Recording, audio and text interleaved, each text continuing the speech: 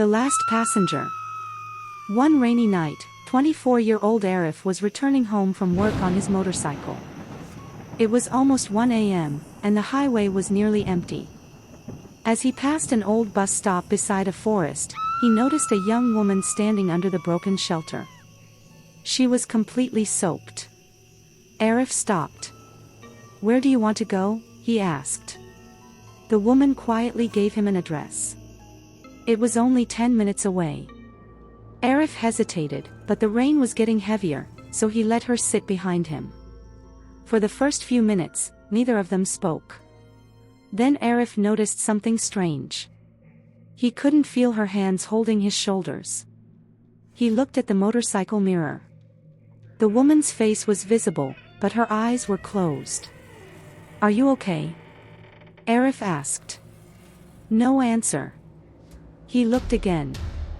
Her eyes were now open. And she was staring directly into the mirror. Arif suddenly felt cold. He stopped the motorcycle. When he turned around, the woman was gone. Completely gone. Only a small silver bracelet remained on the seat. Arif immediately drove home. The next morning, he told his friend about what happened.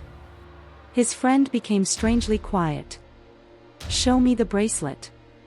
Arif handed it to him. His friend's face changed.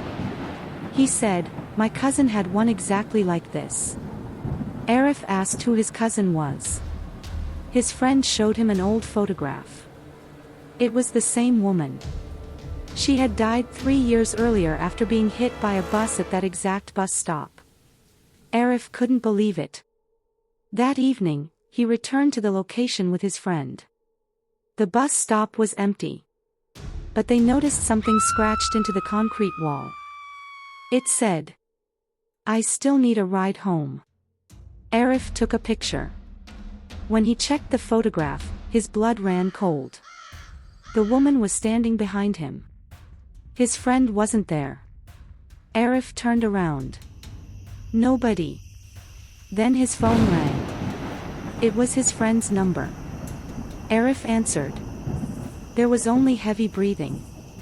Then his friend's frightened voice whispered, "Arif, D. Aunt, look behind you." The call suddenly ended. Arif slowly turned his head. The woman was standing directly behind him. She smiled and whispered, "You stopped for me once. Why did you leave me here?"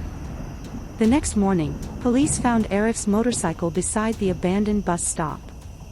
His phone was still recording. The final video showed Arif standing alone in the rain. Then a woman's voice whispered from behind the camera, "Now you're coming home with me." The recording ended. Arif was never found.